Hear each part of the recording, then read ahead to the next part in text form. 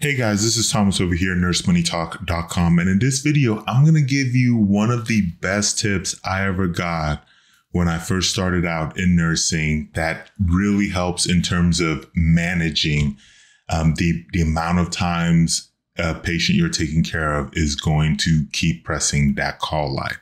Before I get to that though, if you haven't already subscribed, I want to go ahead and invite you to hit that subscribe button. On this channel, I talk about all things related to nursing student, and of course, nurse life. And also just want to give a quick plug in if you haven't checked out the new Nurse Academy. And if you are a new nurse, go ahead and check that out by going to nursemoneytalk.com/new nurse academy. Link will be in the description below. Now, as for this tip that I think that can really help you deal with the amount of how many times a patient is constantly pressing that call light. Now, I remember whenever I first started out, a senior nurse told me that whenever you go in to tell a patient, and after you're done, doing whatever care or whatnot that you're going to do, go ahead and tell them when you'll be back. So like, if you know that, like, let's say you come in, you give them, their 8 o'clock meds or whatever, and you know that there's a medication that's going to be due or that you'll have to give at about 10, then go ahead and tell them like, hey, Mr. Jones, blah, blah, blah, I'll be back at 10 o'clock to do X, Y, and Z. And one of the things is that it gives the patient an idea, hey, you're leaving, but you'll be back. And it sets a time frame of when you're going to come back. And what this will do is at times it will cause the patient to delay actually pressing the call light if they already know, hey, so-and-so is going to be back at 10 o'clock. And so you could run into a situation like, let's say the earliest you could give a medication was at 10 o'clock, for instance, and the patient needed something like at, 9:30, 9:45. Well, if they already know that you're going to be back at 10, at times what might happen is they might be like, well, Susie RN is going to be back anyway in like 15 minutes. I'll just wait for them to get back. And so I think that kind of helps you in terms of this idea, this notion of being able to cluster as much care as you possibly can.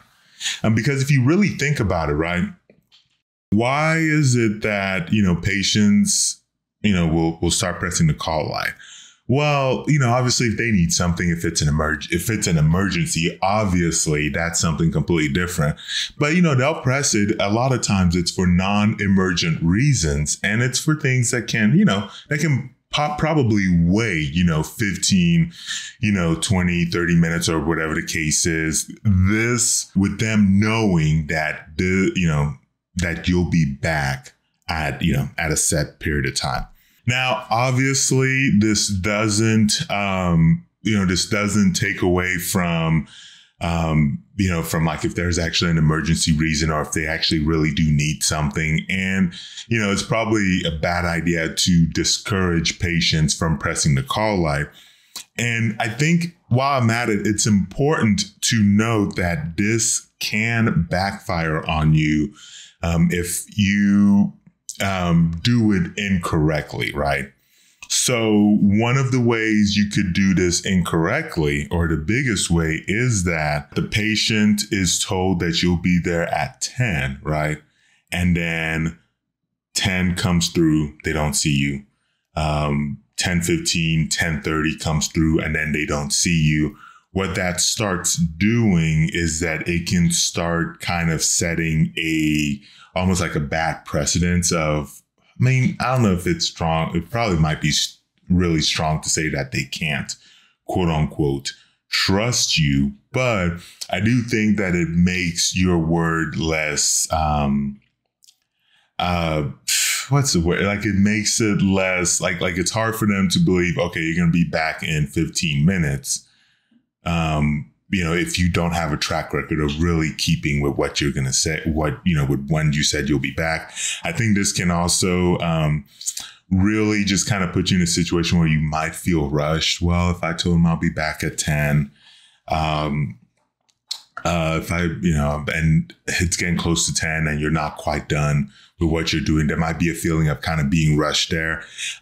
So just, those are just kind of probably some things to keep in mind. One way I will mention that I think you can probably work with this, is that if you are in a floor unit or whatever, where you do have techs, and depending on what your rounding policy is for your facility, like there's, one facility I know, like somebody needs to round every hour. And I think how they had it set was that, so the nurse rounds, the tech and nurses round every 2 hours, but they round in opposite hours. So for instance, if the nurse is supposed to be there at 8, the tech is then supposed to be there at 9, the nurse is there at 10, or something like that. Now, obviously, these are all at times wishful thinking, but I do think that it could be something that you could work with, right? So if you know that if you do have techs, they're going to be rounding at 9, it could be like, oh, so-and-so tech will be around in an hour.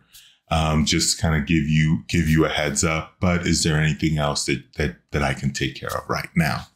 And so just kind of things like that I think that can really help you in terms of clustering your care, being more efficient, and making sure that, I think ultimately it makes sure that the patient, gets the absolute best care possible. Because if you're working efficiently, then that means that you can better take care of your patients. That is all I've got for this video. Let me know what your thoughts are in the comment section below, or if you have any other tips that you've heard that would be helpful for a nurse that's just starting out, or even for experienced nurses, some little tidbit or whatever. But go ahead and put it in the comment sections below. I'll catch you very soon in that next video.